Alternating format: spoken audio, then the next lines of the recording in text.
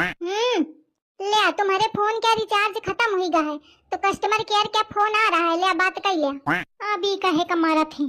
Hello hello ma'am, आपके SIM का recharge खत्म हो गया है, प्लीज रिचार्ज कर लीजिए।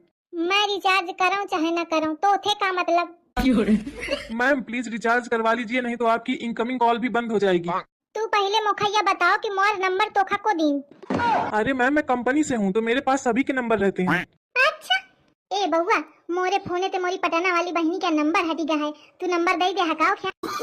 अरे मैम मेरे पास किसी का नंबर नहीं है, आप प्लीज इसमें रिचार्ज करवा लीजिए।